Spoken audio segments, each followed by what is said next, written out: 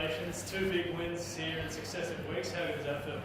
Yeah, it was great atmosphere for the boys to play their footy.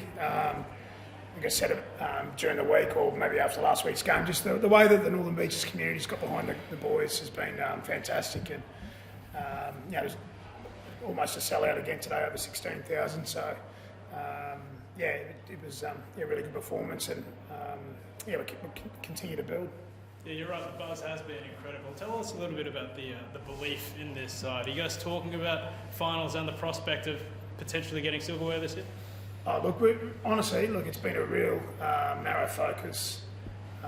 There's been a lot of distractions with regards to, we've had rep footy, we've had injuries, but there's been a really narrow focus. I think when we prepare well, that transfers the game. You don't always get the result, but I feel like we've been really consistent over the last, maybe 6 or 7 weeks, and we've just got to keep building. So was that Luke Brooks' best game in that Manly jersey? Yeah, it was. I actually said that to the boys. Give a couple of shout outs. For Ches and Jake to back up and want to back up, and I just know, I actually don't know how sore they would have been. I don't know how sore they would have been, but I just gave a couple of shout outs, and two of them was to Ches and Jake, and another one was Brooksy. Brooksy's he's really stepped up. Obviously, Ches being away the last week and a bit, we just wanted Ches to come back in and just not have to think about doing all the organisation of it all. So Brooksy sort of really stepped up in Ches's absence, and I thought it was really, really good today. It was outstanding actually. He managed to blend organisation with still playing a bit of freedom. Like obviously those first 2 tries that you scored, both from him deciding to run and play with freedom, which is when he plays his best. I guess is when he runs. He does, yeah. And I think back to when he's played his best. He's had a 200 game career, and I think he won a Daly halfback of the year 1 year, and it's off the back of that running game and that really good balance, as you said. So I think Ches and Brooksy are really building that combo, and they'll continue to build that cohesion as we go forward. Ches, after 18 minutes, 6 line breaks against you and 2 tries, but obviously the next 60 minutes quite good. What was the difference there in the defence?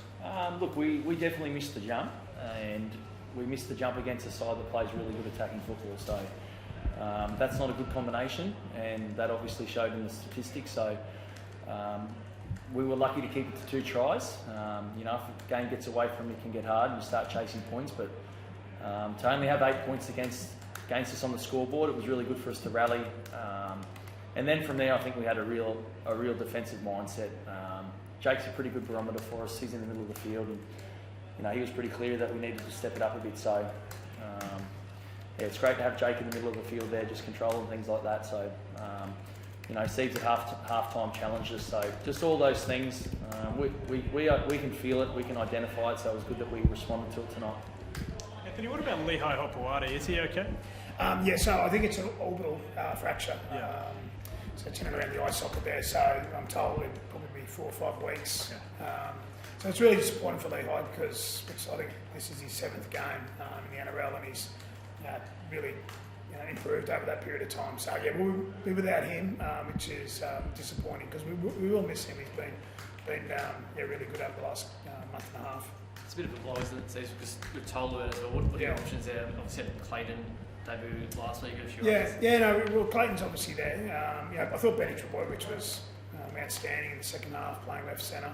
So they're 2 really good options for us. They'll be the 2 options. We thought. Sorry, when Amol comes back for you, what's Benny Trebojevic? Are you going to stay on the left, or what are you sort of playing through now? I'm just worried about next week, honestly. If you try and get too far ahead and outsmart yourself, I've tried to select teams in the past.